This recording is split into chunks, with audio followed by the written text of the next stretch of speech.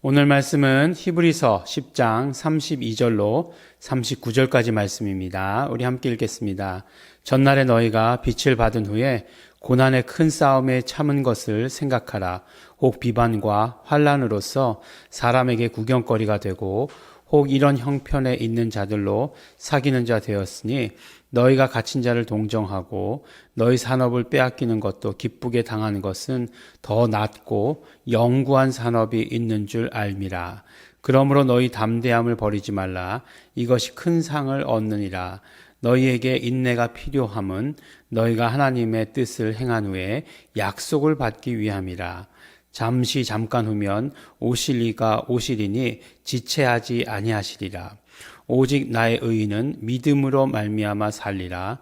또한 뒤로 물러가면 내 마음이 저를 기뻐하지 아니하리라 하셨느니라.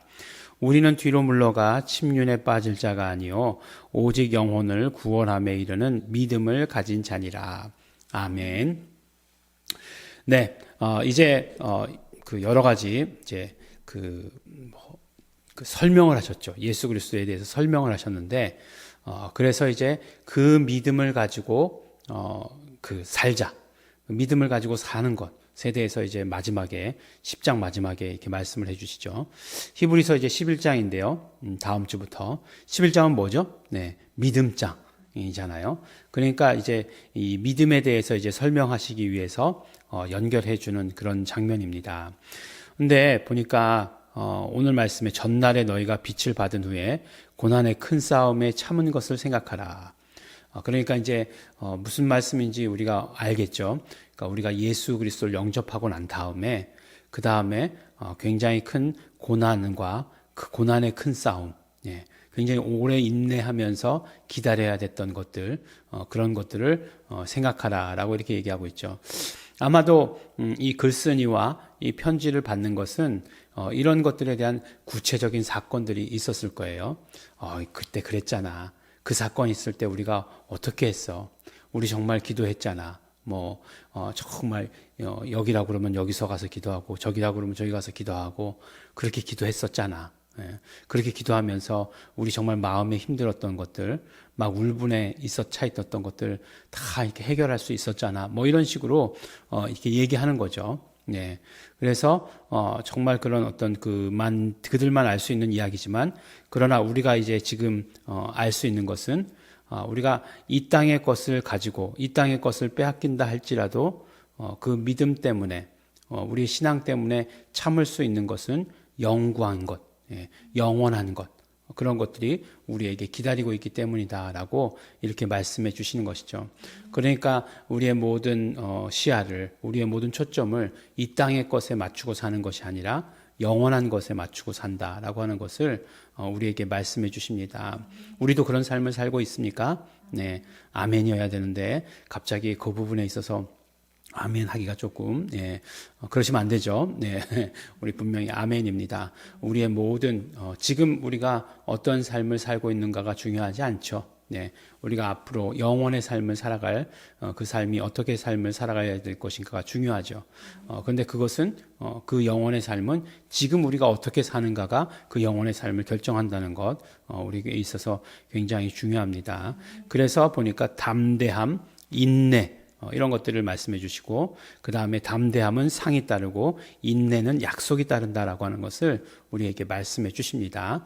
그러니까 어떻게 해야 된다고요? 우리가 어쨌든지 간에 상을 타든지 약속을 받든지 하려면 담대함이 있어야 되고 인내가 있어야 된다라고 이렇게 말씀해 주시는 것입니다.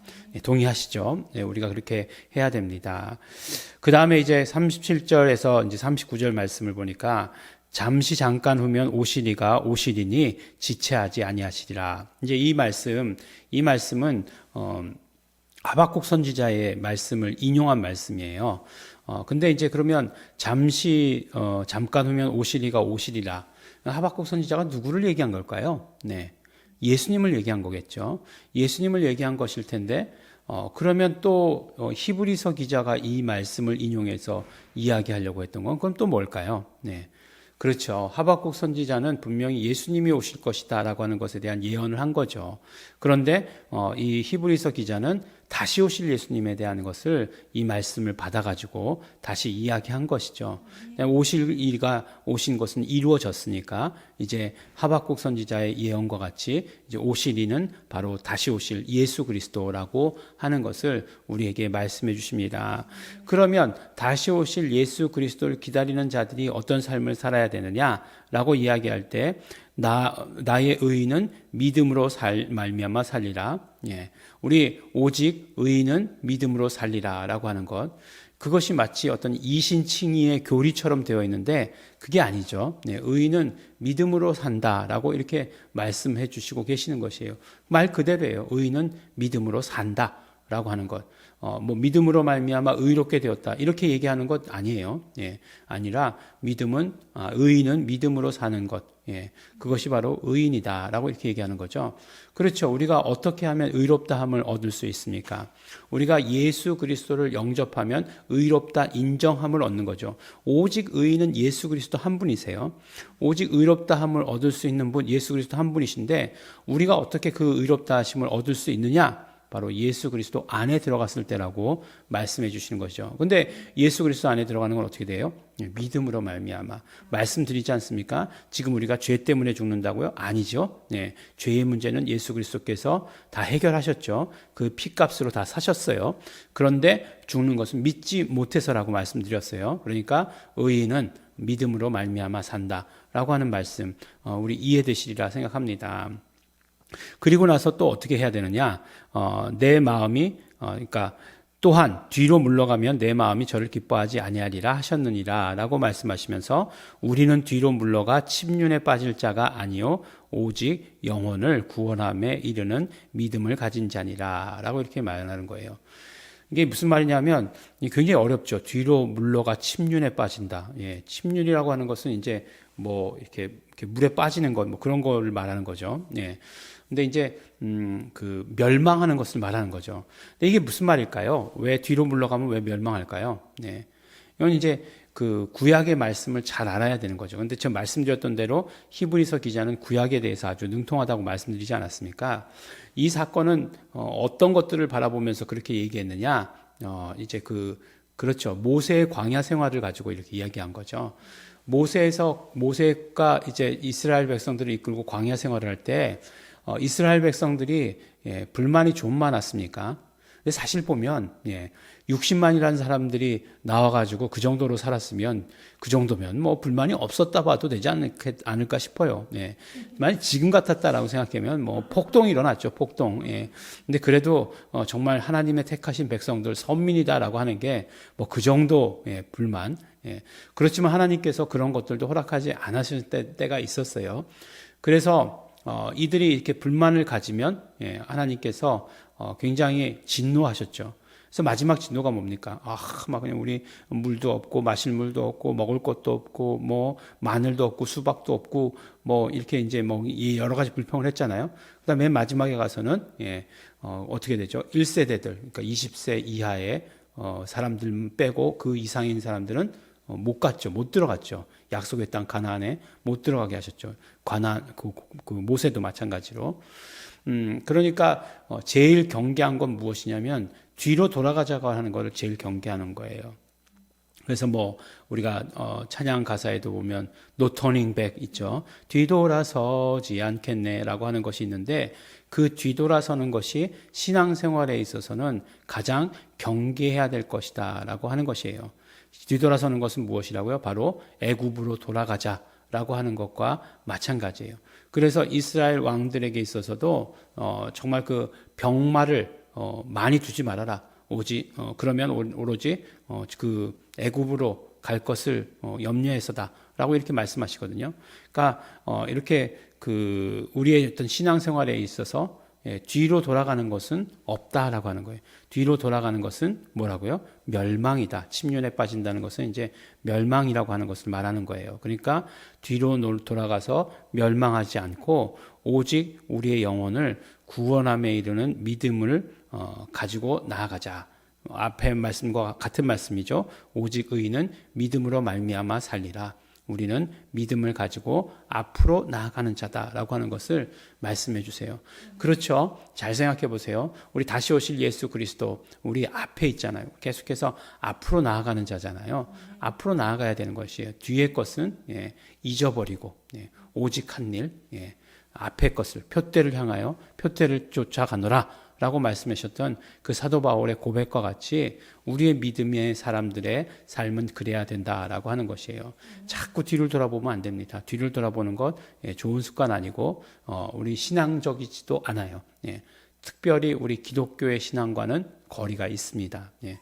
그래서 가장 또 우리가 경계해야 될 건 뭐죠? 라떼는 말이야. 이런 거 경계해야 돼요. 라떼는 말이야. 그렇죠. 라떼는 할 말 많죠. 왜냐하면 그때 당시에 정말 교회에 부흥이 있었으니까. 근데 그런 것이 그 부흥이 지금은 어떤 것을 가져왔느냐라고 하는 것을 살펴보는 것이 중요하고, 그래서 지금 내가 어떻다는 거냐 하는 것이 더 중요한 것이죠. 우리가 뒤돌아보지 않고 앞으로 나아가야 합니다. 앞으로 나아가야 된다는 것에 대해서 생각할 때마다 참 마음이 부담스럽죠. 어둡죠.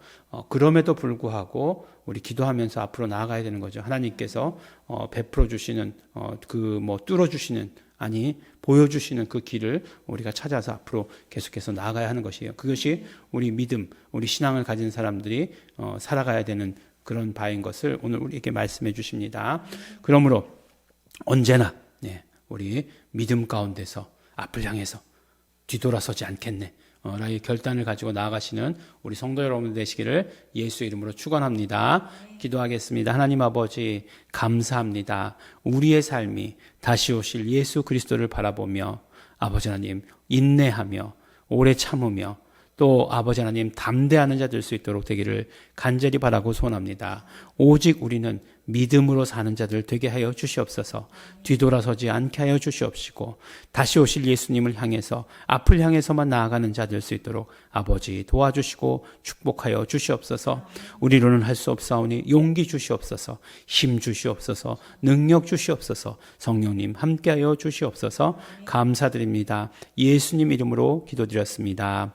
아멘. 그러므로 이 시간에 우리 기도하실 때에 성령님 소원합니다. 성령님의 능력으로 성령님께서 인도하심 그 따라서 우리 정말 앞으로 갈 수 있도록 되기를 원합니다. 예수님 다시 오시는 그날을 향해서 믿음 가지고 앞으로 나가는 자 될 수 있도록 성령님 함께 하시옵소서. 역사하시옵소서. 인도하시옵소서. 다 같이 통성으로 기도하시겠습니다.